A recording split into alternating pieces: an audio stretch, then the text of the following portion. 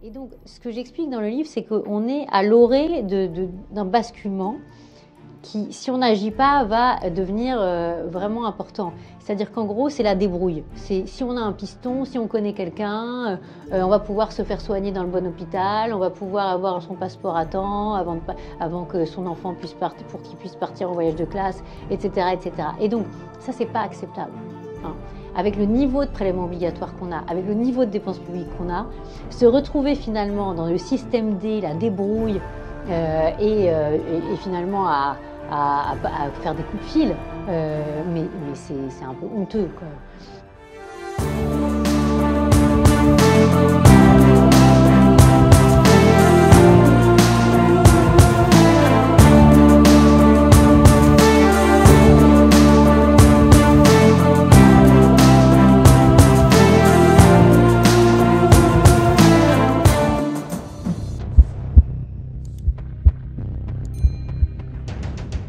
Agnès Verdier-Molinier, bonjour, merci de nous avoir rendu visite à Boulevard Voltaire.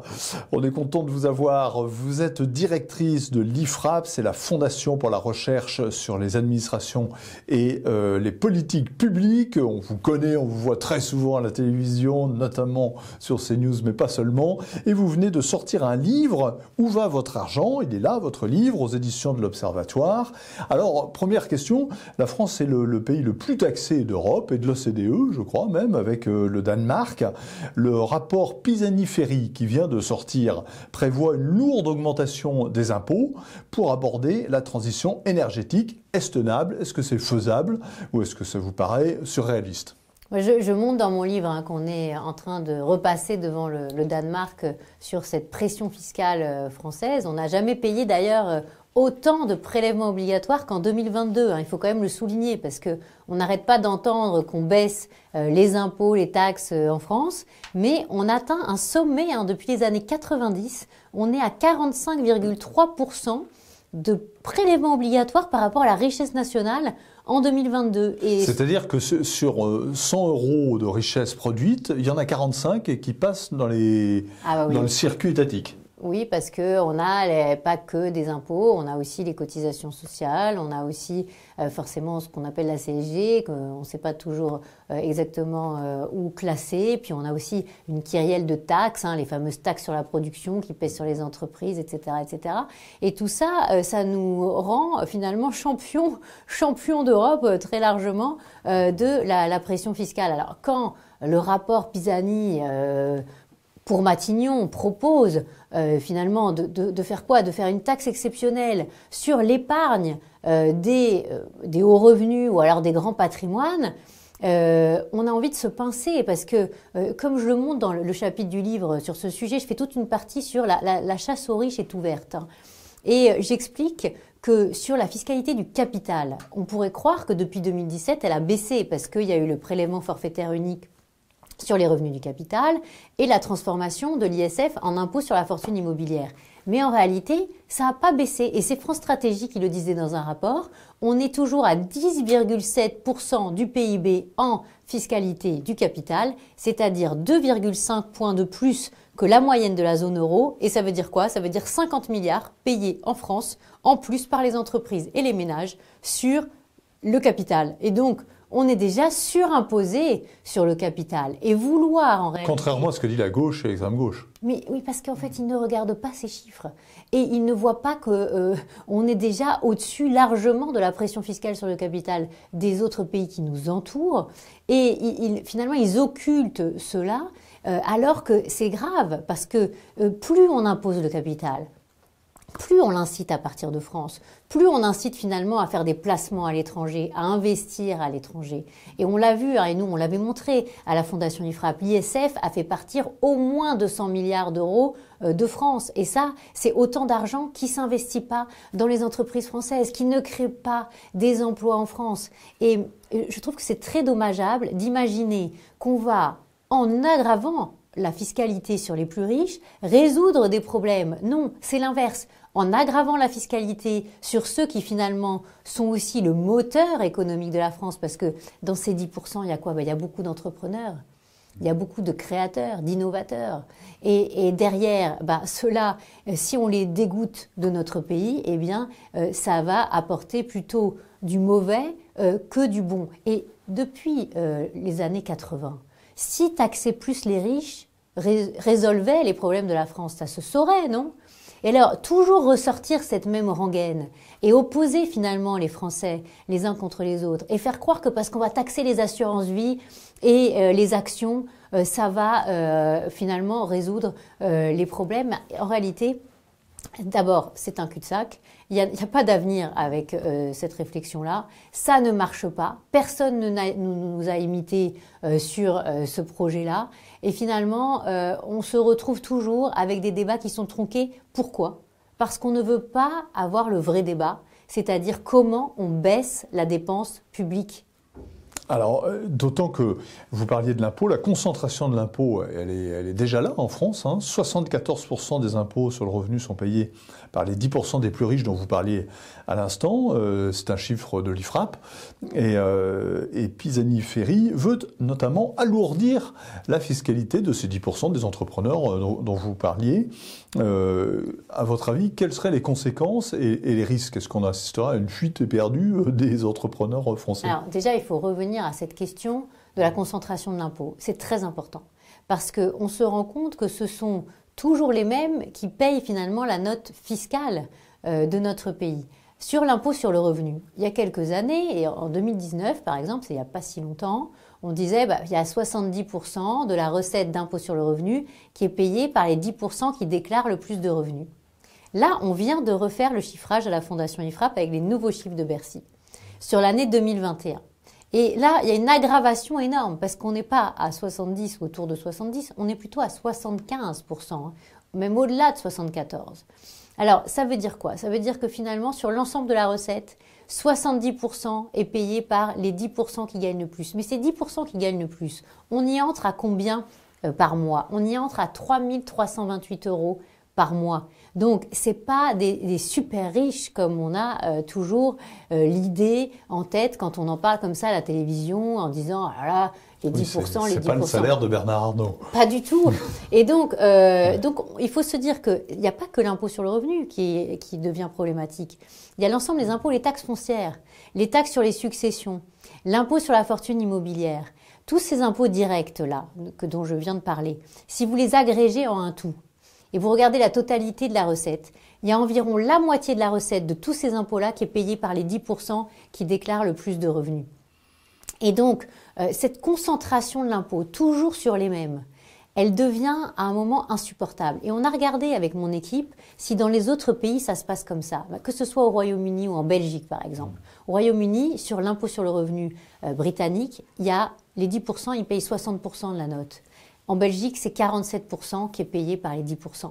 Donc, c'est vraiment spécifique à la France de faire porter le poids du modèle toujours par les mêmes. Et ce que j'explique dans mon livre, ce qui est encore plus préoccupant, c'est que, et ça risque d'effriter aussi le consentement à l'impôt, c'est qu'en face, on vous dit « Ah oui, vous payez beaucoup d'impôts, mais quand vous aurez besoin de mettre votre enfant dans une crèche, ou alors le tarif de la cantine à l'école, ou alors la garderie le soir à l'école, ou alors le conservatoire pour vos enfants, ben ça, ce sera plus cher pour vous. » Et là aussi, la France est le seul pays qui fait ça en Europe. C'est-à-dire, dans les autres pays, vous allez en Suisse, vous allez ailleurs, il y a des tarifs sociaux pour ceux qui veulent inscrire leur enfant au conservatoire, mais qui n'en ont pas les moyens. Mais chez nous, il y a des tarifs plus importants pour ceux qui gagnent plus et ceux qui payent déjà plus d'impôts. Et donc, ça devient problématique de se dire que finalement, ceux qui payent le plus, on leur dit, bah non, là, il va falloir payer encore plus pour avoir des services facultatifs.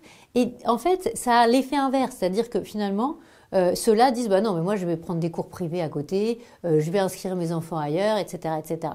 Et donc, au lieu de garantir la mixité, etc., pas du tout, ça a l'effet exactement inverse de ce qui était escompté au départ. Donc, il faut faire très attention finalement à des postures qui finalement détruisent la cohésion de la société. Et ces dernières années, on a beaucoup opposé les uns avec les autres et on continue de le faire. C'est toujours les allègements d'impôts sur l'impôt sur le revenu, les 2 milliards annoncés par le président de la République. Ah, mais ce sera que pour ceux qui ont des bas salaires. Hein. La taxe d'habitation, au début, ça devait être supprimé que pour ceux qui gagnaient moins de 2 000 euros. Heureusement, le Conseil constitutionnel, pour une fois, est passé par là et a demandé, même si c'était en différé, la suppression de la taxe d'habitation pour tout le monde, parce que égalité des charges devant les charges publiques quand même, hein, équité. Mais on voit aussi que sur la CSG, sur les retraités, ceux qui ont des petites retraites ont un allègement du taux, mais pas les autres. Et c'est tout le temps comme ça. Et ça, c'est spécifique à la France et ça peut aussi nous emmener à un moment à une dégradation de la note de la France. Pourquoi? Parce que les agences de notation peuvent dire, bah oui, mais il y a plus le consentement à l'impôt qu'il y avait avant parce que finalement, il n'y a plus d'équité. Et justement, Macron, on avait l'impression qu'il avait une certaine conviction qui allait dans ce sens-là. On voit qu'il a supprimé, là, il a fait des efforts sur les taxes, sur la classe moyenne, pardon. Vous parliez de la taxe d'habitation. Est-ce que il y a un discours macroniste qui va un petit peu dans ce sens-là? Apparemment, les gestes ne suivent pas. Alors, il a le discours de dire qu'il ne faut pas augmenter les impôts. Il a l'idée qu'il faut plutôt aller vers des baisses, mais il est toujours dans cette logique, quand je dis il, c'est aussi l'ensemble du gouvernement, dans cette logique du en même temps. C'est-à-dire que quand vous discutez avec des ministres en charge à Bercy, ils savent très bien, par exemple, que les cotisations employeurs sur les hauts salaires, elles sont beaucoup trop élevées en France. On vient de sortir une étude à la Fondation IFRAP là-dessus. On montre que sur les hauts salaires, on paye 24 milliards de cotisations en plus par rapport aux Allemands. Et c'est ça qui empêche justement de créer des emplois bien payés dans l'industrie à forte valeur ajoutée. Et ça nous empêche d'en créer de l'ordre de 500 000, hein, parce qu'on a 500 000 emplois en plus dans les bas salaires et 500 000 emplois en moins par rapport aux Allemands dans les hauts salaires. Et c'est ça qui fait aussi le potentiel industriel de l'Allemagne, c'est que eux, ils ont compris qu'il fallait baisser proportionnellement le niveau des charges. Plus on montait dans l'échelle des salaires, plus ils le baissent. Nous, plus on monte dans l'échelle des salaires, plus on augmente la pression. Résultat, ça dissuade de créer des emplois dans l'industrie, dans la construction. Et alors que finalement, ça incite à créer des emplois, des petits boulots. Donc c'est la smicardisation de la France. Donc à la fois, ils sont conscients de ça au gouvernement, mais politiquement, ils l'assument pas, de dire on va baisser les cotisations sur les hauts salaires, alors que ça irait dans le sens de leur logique de réindustrialiser la France. Résultat, quand ils font venir des investisseurs étrangers en France, ils font venir beaucoup de projets, 1250 projets à peu près, mais très peu pourvoyeurs en emploi. Il n'y a que 30 emplois en moyenne dans les projets français, alors qu'il y a 120 emplois en moyenne dans les projets d'investissement étranger en Espagne. Bah pourquoi? Parce que l'emploi est hyper cher en France, hyper chargé. Et d'ailleurs, je fais un chapitre entier sur le sujet dans mon livre. Quand le patron paye 100 en France, le salarié français, net dans la poche, il n'a que 47 euros. Alors qu'en moyenne dans l'Union européenne, c'est 58 euros.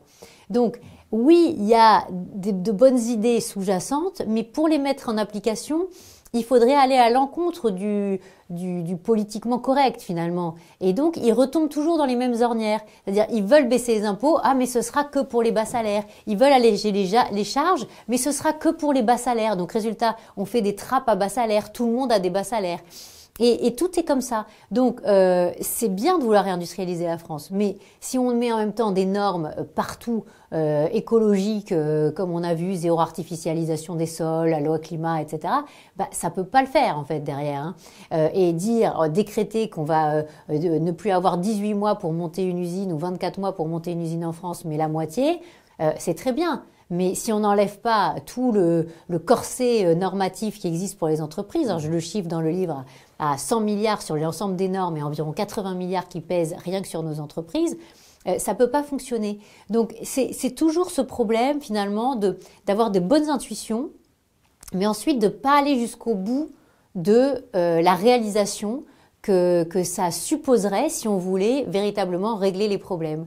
Et on tombe toujours dans les mêmes travers. Et il faut dire que beaucoup de conseillers du gouvernement, mais ça c'est depuis des années, ils sont toujours pour des choses des mesures qui ont des effets immédiats. C'est sûr qu'alléger les charges sur les bas salaires, ça crée plein de petits boulots, mais beaucoup plus vite. Et donc, c'est flatteur pour le politique de lui dire vous allez créer 200 000 emplois, 200 000 emplois dans les 3 ans. Sauf que ce ne sera pas les emplois dont on a besoin pour la France, parce qu'un pays qui est finalement aussi dépensier, aussi taxé, il faut lui créer des emplois à forte valeur ajoutée, parce que c'est ça qui financerait bien le modèle français. Mais donc finalement, on a toujours une vision très court-termiste, très politique, et on refuse de voir les problèmes dans toutes leurs dimensions. Donc il peut y avoir de bonnes intuitions, mais c'est souvent peu suivi des faits. Alors, dans votre livre Où va votre argent, vous vous penchez sur la dilapidation des deniers publics. C'est d'ailleurs un peu au cœur de la mission de l'IFRAP. Nos services publics coûtent plus cher qu'ailleurs, nous dites-vous, et vous le montrez. Est-ce que leur efficacité est vraiment évaluée ? Alors déjà, j'ai eu ce débat beaucoup depuis que j'ai sorti ce livre. Et on m'a beaucoup attaqué en disant mais finalement c'est pas vrai, les dépenses de fonctionnement sont pas si importantes en France, dans nos administrations publiques, etc. Alors moi, je voudrais bien vraiment faire le focus sur un sujet. C'est un calcul de l'OCDE, c'est le coût de production de nos services publics, c'est-à-dire combien ça nous coûte en plus par rapport aux autres pays pour produire nos services publics. L'ensemble de nos services publics, hein, pas que ceux de l'État ou pas que ceux des collectivités ou pas que ceux de la sécurité sociale. Alors l'écart avec les autres pays par an, il est entre 70 et 80 milliards d'euros par an. Et ça, c'est lié aussi beaucoup à l'empilement des strates que nous avons dans notre pays. C'est-à-dire, c'est à population égale, j'imagine, ou Oui, mais c'est calculé par rapport au PIB. Hein. On regarde le coût par rapport au PIB. Ensuite, on regarde l'écart entre les points de PIB entre la France et la moyenne des pays européens. Et ensuite, on le traduit en milliards. Ouais.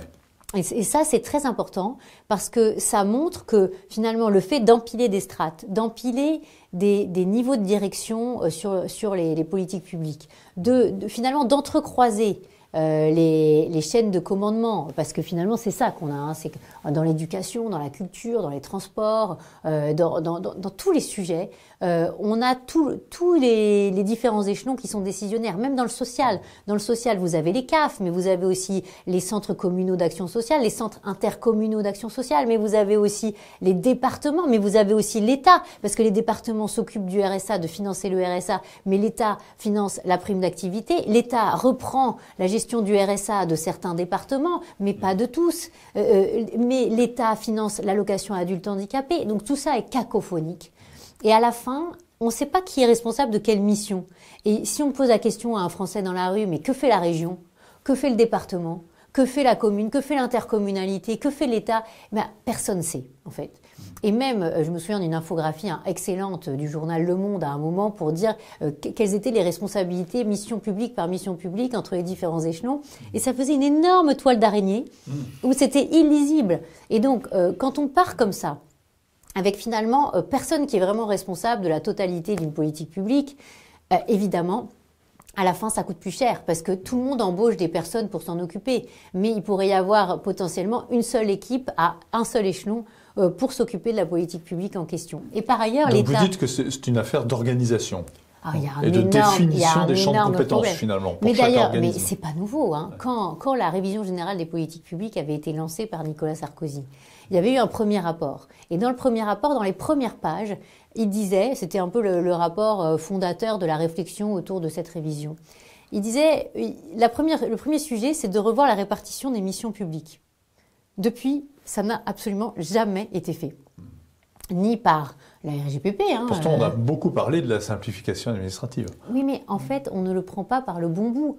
Parce que si on veut simplifier tout en conservant plein de potentiel générateur de normes, si on veut simplifier sans que le Parlement ait avec les projets de loi des études d'impact avec un vrai chiffrage de la norme supplémentaire, avec une vraie évaluation, parce que les études d'impact que nous avons sur les projets de loi, elles sont honteuses aujourd'hui. Hein. C'est vraiment, il n'y a rien dedans. Reprenez la loi climat résilience, qui a généré plein de normes environnementales. Il n'y a aucun chiffrage. Combien ça va coûter aux Français? Combien ça va coûter d'isoler les bâtiments? Combien d'emplois vont être détruits ou créés dans l'automobile ou dans je sais quel secteur? Il n'y a rien. Hein, c'est assez incroyable. Et quand on regarde comment se crée la loi et la norme dans les autres pays, il y a un contrôle permanent auprès du Parlement. Par exemple, les Allemands, ils ont créé une instance indépendante qui s'appelle le Normen Control Rat et qui regarde en permanence s'il y a une aggravation du coût de la norme. Donc c'est la charge administrative. Nous, on le fait que pour les collectivités locales. C'est incroyable. Donc ce qui est voté, c'est évalué dans un comité national d'évaluation de la norme, mais ça concerne que les collectivités locales, ni les ménages, ni les entreprises. Alors que tous les autres pays, ils regardent en priorité les entreprises, ensuite les ménages, ensuite les administrations. Et donc ça, c'est vraiment typiquement français. Le public, manque d'évaluation. Non, mais le public, finalement, lui, il veut calculer si la norme va lui peser un peu plus dessus, mais on le regarde pas pour le privé. Et ça, il y a aucun pays qui fonctionne. Ça ressemble quand même à une énorme gabegie administrative. Alors oui, parce que finalement, il n'y a pas d'éval. Hein, on n'évalue jamais. Et ça, c'est ce que je dis, je cite à l'arrière du livre l'article 14 de la Déclaration des droits de l'homme et du citoyen qui dit clairement qu'on a le droit de suivre l'utilisation des deniers publics, de consentir librement à participer, à financer et puis aussi de tracer finalement l'utilisation de l'argent public. Mais nous, c'est comme si on se mettait une sorte de ruban sur les yeux en disant, mais voilà, je mets de l'argent dans le système, mais je veux pas savoir, ou alors on veut pas me dire où ça va, comment c'est utilisé, etc. Et alors, je trouve que le phénomène s'est aggravé. Et ça, là-dessus, nous, on alerte beaucoup le gouvernement, les administrations, les collectivités en ce moment sur ce sujet, parce que on trouve. C'est aggravé depuis quand? Ces dernières années, là, je dirais encore plus depuis le Covid, parce que, par exemple, de tout temps, là, ces dernières années, on avait Le Point qui faisait un classement, par exemple, des hôpitaux et des cliniques. Pour la première fois cette année, je le dis dans mon chapitre... Célèbre une du Point. Voilà, je le dis dans mon chapitre sur la santé, la CNIL a refusé l'accès à ces données informatiques, ce qu'on appelle le PMSI, des établissements hospitaliers de santé publics et privés. Et ça, c'est très, très, très problématique. Pourquoi? Parce que ça veut dire qu'en fait, la CNIL considère qu'on n'a pas le droit de faire des classements, qu'on n'a pas le droit de dire où on est mieux soigné, dans quel hôpital ou dans quelle clinique. Et en réalité, on n'a pas le droit d'être aiguillé par une information extérieure à l'assurance maladie dans le parcours de soins. Alors qu'on sait tous, en tant que patient, que le parcours de soins français, c'est vraiment le parcours du combattant pour avoir une information sur où se soigner, où envoyer sa petite grand-mère qui a besoin d'une prothèse de hanche ou je ne sais quoi. La réalité, c'est que on nous dit maintenant, on veut pas de classement, on veut pas qu'on puisse évaluer le coût-qualité. Et ça, c'est super grave, parce que dans tous les pays du nord de l'Europe, c'est vraiment le sujet. On regarde à chaque fois ce qu'on fait avec 1 euro d'argent public. Aux côtés de la Chambre des communes britannique, et ça aussi, je fais un chapitre sur ce sujet, il n'y a pas l'équivalent de la Cour des comptes. La Cour des comptes, elle est indépendante, elle fait ce qu'elle veut, elle fait pas de chiffrage dans la plupart des cas, elle dit « Ah oui, il faudrait économiser », mais elle où? Est-ce qu'elle dit que, par exemple, l'éducation privée sous contrat coûte beaucoup moins cher que l'éducation nationale pour un meilleur résultat, pour une meilleure qualité d'enseignement? D'ailleurs, tous les ministres, y compris le ministre de l'Éducation nationale, ont leurs enfants, quasiment tous, et en tout cas celui de l'Éducation nationale, dans le privé. Et pour autant, on n'arrête pas de dire le privé n'est pas assez mixte, etc. Mais attends, ouvrons des classes privées partout. Libérons cette histoire du règle de 80-20 qui fait qu'il n'y a que 20% finalement des élèves qui peuvent aller dans le privé. Alors que tous les parents, même en Seine-Saint-Denis par exemple, il n'y a que 8% d'offres de classes privées. Mais permettons à l'enseignement privé sous contrat d'ouvrir plein d'écoles en Seine-Saint-Denis. Ça ira beaucoup mieux. Il y aura un bien meilleur avenir pour les élèves. Là, vous touchez un tabou de la gauche. Non mais c'est un tabou, mais pourquoi c'est un tabou? Parce qu'on n'a pas le droit de regarder coût-qualité? Parce qu'on n'a pas le droit de dire quand je mets finalement 3 000 € de moins par élève et par an, tous financeurs confondus, dans le privé, j'ai des meilleurs résultats en lecture, j'ai des meilleurs résultats en mathématiques, j'ai des meilleurs résultats au bac, j'ai des meilleurs résultats au brevet. On a montré là sur les 100 premiers collèges de France, sur le brevet, les résultats au brevet à l'écrit. On n'a que 9 collèges publics. Rien que sur les notes. Alors le ministère de l'Éducation, après, il fait ses propres statistiques, il change un peu les notes et à la fin, il en trouve plus. Mais quand vous regardez uniquement les notes, on n'en a que 9. C'est normal ça? Non, c'est pas normal. Donc, et je donne dans mon livre plein d'autres chiffres qui montrent que sur les résultats de lecture, les REP et les REP+, sont absolument catastrophiques dans le public. Et donc, avec le même argent, voire moins, on pourrait faire beaucoup mieux en termes de qualité. Et ça, les autres pays l'ont bien compris. Mais nous, chaque fois qu'on parle de qualité de service public ou de gestion des services publics ou finalement crise à l'hôpital ou crise à l'école, on dit qu'il faudrait rajouter de l'argent. Moi, je pense pas du tout qu'il faut rajouter de l'argent. Il faut déjà savoir où va l'argent. Quand on a 100 000 profs qui sont pas devant les élèves, déjà, il faut se poser des questions. Quand on a finalement des systèmes de remplacement qui sont beaucoup plus compliqués qu'à l'étranger ou par exemple en Allemagne, c'est vrai qu'en activité, les professeurs de lycée allemands, ils sont un peu mieux payés, mais ils ont beaucoup plus d'obligations. Ils doivent donner beaucoup plus d'heures de cours. En plus, ils doivent remplacer leurs collègues absents. Ils doivent surveiller la cantine. Ils doivent surveiller les heures de devoirs. Ils doivent être présents dans l'établissement. Enfin, c'est pas du tout la même chose. Donc, comparons ce qui est comparable, parce que et c'est là que moi je demande que, au lieu de faire le site internet juste en avoir pour mes impôts avec des moyennes de dépenses par département, sur les transports, sur l'éducation. Ce que vient de faire le ministère de l'économie. Voilà, ouais. Ce que fait Gabriel Attal, au ministère des Comptes publics, ça va dans le bon sens. Mais c'est pas ça dont on a besoin. On a besoin de coût-qualité. Voilà, dans chaque établissement et avoir une consolidation des comptes. Est-ce que je peux avoir les comptes consolidés d'un établissement d'enseignement, d'un établissement de santé, d'un musée, d'un opérateur de l'État, d'un opérateur local. En réalité... C'est vrai que c'est une boîte noire totale aujourd'hui. C'est-à-dire que, par exemple, juste un exemple, 70 plus grandes villes de France, elles sont obligées normalement de publier leur rapport social unique qui permet de voir l'absentéisme des agents. On a demandé en août à la Fondation IFRAP, en août 2022, on a demandé les rapports sociaux uniques des 70 plus grandes villes de France. Il n'y en a que 30 qui nous ont répondu au jour d'aujourd'hui.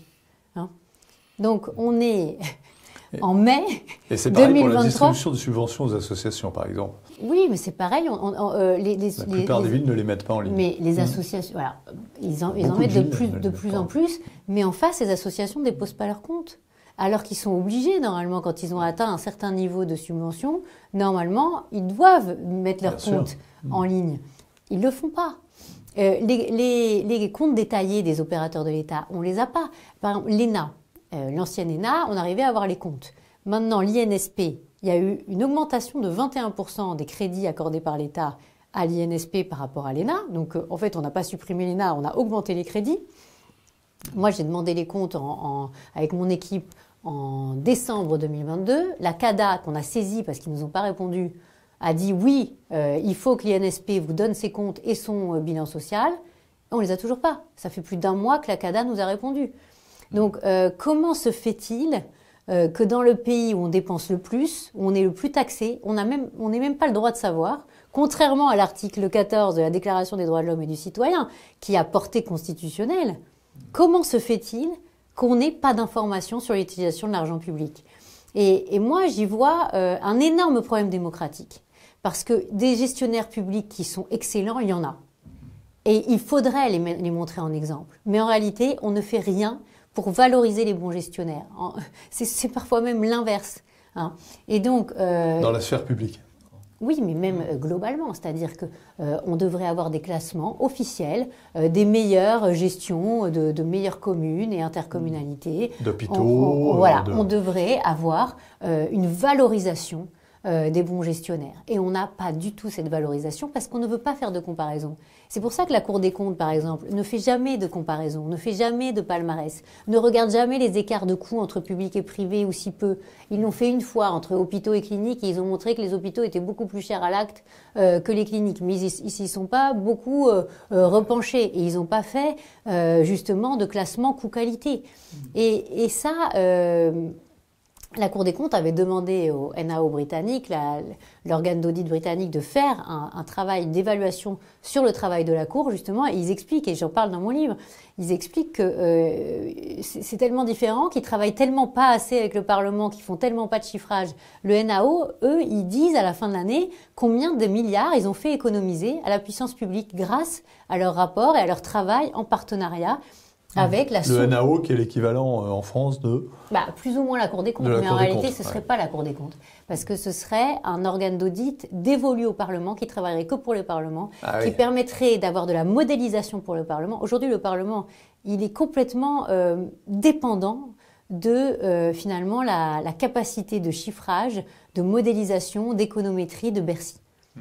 Il n'a pas ses propres capacités de chiffrage. Et ça, c'est pour une grande démocratie, pour une démocratie où normalement il y a une séparation des pouvoirs. Normalement, le législatif est indépendant de l'exécutif et de l'administration. Il doit avoir ses capacités propres d'évaluation. Et c'est bien l'article 24 de la Constitution que le Parlement évalue les politiques publiques. Eh bien, il n'en a pas les moyens. Et tout est fait pour l'empêcher, finalement, d'avoir les moyens. Parce que l'administration elle-même, la haute administration, mais l'administration en général, ne veut pas d'un Parlement français qui puisse exercer son rôle de contrôle. Et ne pas comprendre que ça, c'est un énorme problème pour la démocratie française, parce qu'à un moment, ça peut aussi dégoûter nos concitoyens, finalement, de voter, de s'intéresser à la gestion publique. C'est d'autant plus surprenant que le président de la République, Emmanuel Macron, s'est vendu sur ses capacités de gestion face à Marine Le Pen. Alors oui, mais de toute façon, il n'est pas le seul. Ce que vous décrivez, ça relève quand même d'une assez mauvaise gestion. Mais il n'est pas le seul à... C'est pas lui qui l'a créé, la situation existait déjà. La situation était déjà identique. Ouais. Mais il y a une dégradation. Et c'est ça que je dis aussi dans la deuxième partie du livre, c'est qu'on est en train de voir une dégradation de la qualité du service public. Quand on est dans un pays où on ne peut pas avoir un passeport, où finalement, j'ai des témoignages incroyables depuis que j'ai sorti ce livre, parce que je fais un chapitre entier sur ce sujet des papiers d'identité, passeports et carte d'identité. Et dans certaines villes, vous devez attendre 6 mois pour avoir le rendez-vous. Et encore, vous ne l'avez pas à côté de chez vous, vous l'avez à 20 ou 30 kilomètres. Et encore, ensuite, après les 6 mois, donc vous êtes en janvier, vous avez votre rendez-vous en juillet, mais ensuite, il faut attendre X semaines avant d'avoir le papier d'identité en question. Alors, le gouvernement dit 66 jours en moyenne pour avoir un rendez-vous. Déjà, c'est énorme, mais juste pour avoir un rendez-vous. Et donc, ce que j'explique dans le livre, c'est qu'on est à l'orée d'un basculement qui, si on n'agit pas, va devenir vraiment important. C'est-à-dire qu'en gros, c'est la débrouille. C'est si on a un piston, si on connaît quelqu'un, on va pouvoir se faire soigner dans le bon hôpital, on va pouvoir avoir son passeport à temps avant que son enfant puisse partir, pour qu'il puisse partir en voyage de classe, etc., etc. Et donc, ça, c'est pas acceptable. Avec le niveau de prélèvement obligatoire qu'on a, avec le niveau de dépenses publiques qu'on a, se retrouver finalement dans le système D, la débrouille, et finalement à faire des coups-fils, mais c'est un peu honteux quand même. Donc là, il y a quelque chose qui est en train de se déliter fortement.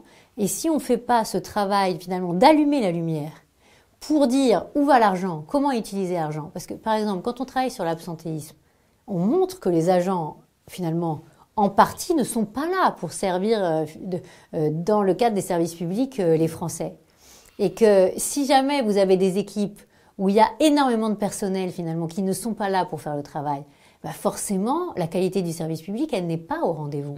Et avec le Covid, ça a aggravé ce problème d'absentéisme. Et c'est pour ça qu'on a de plus en plus de mal pour récupérer les bilans sociaux, parce qu'ils ne veulent pas qu'on donne les chiffres. Quand on arrive à 40 jours, 50 jours d'absence par agent et par an en moyenne, évidemment la qualité du service public elle n'est pas là en face.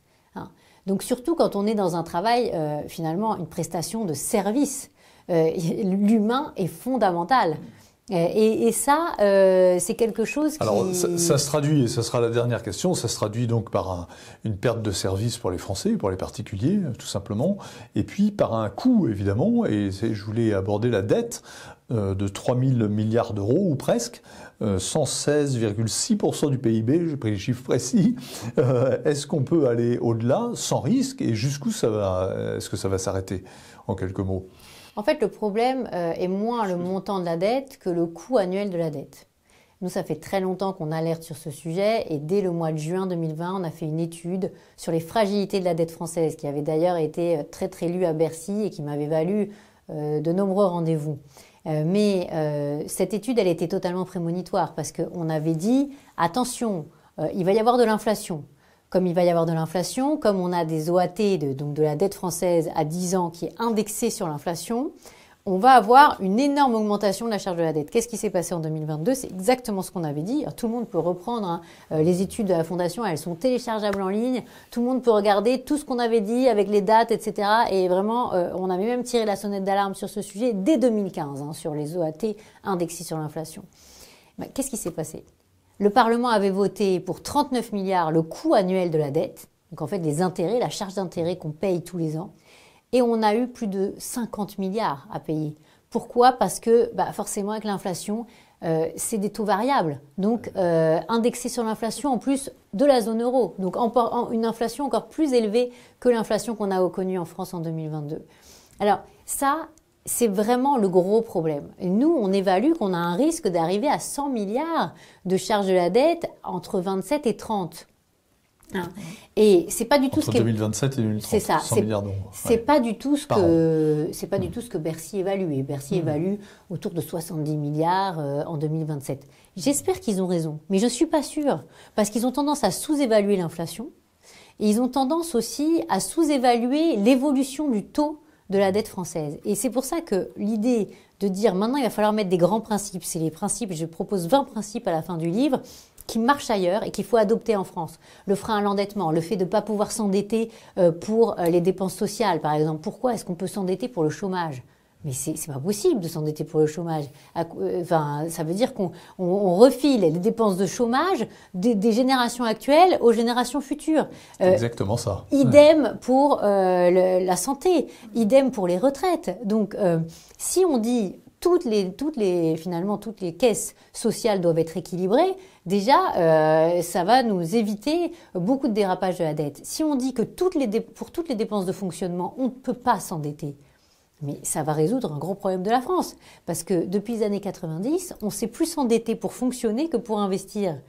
Et si on s'était endetté que pour investir, on aurait le niveau de dette des Allemands en part de PIB. Donc ça doit nous faire réfléchir.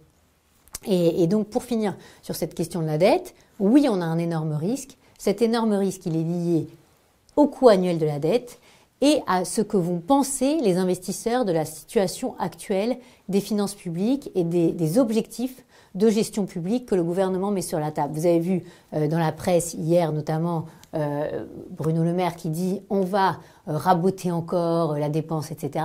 C'est juste parce qu'ils ont très peur de la dégradation de la note par Standard & Poor's qui risque d'arriver, je ne sais pas si elle va arriver d'ailleurs, mais qui risque d'arriver le 2 juin. Et là, on est au cœur du problème. Ces notes ont déjà été dégradées par d'autres agences. Alors, Fitch pour l'instant, mais Fitch représente que 10% du marché, alors que Standard & Poor's, il représente 50% du marché. Donc, ça pourrait être beaucoup plus grave. Et là, quand il y aura divergence des taux entre la France et l'Allemagne et où tout d'un coup on va grimper dans les taux, en fait, ça peut monter très très vite et très très haut. Donc, nous, ce qu'on dit, c'est qu'il y a une possibilité pour s'en sortir par le haut et pas par le bas. Parce nous, on considère que la France est un pays qui mérite mieux que ce qu'on fait aujourd'hui en termes de gestion publique, en termes d'économie, en termes de création d'entreprises, etc. On a plein de talents qui sont finalement sous-utilisés. Pourquoi? Parce que on est tous tellement sous cette chape de plomb de la fiscalité, de la norme, de la bureaucratie.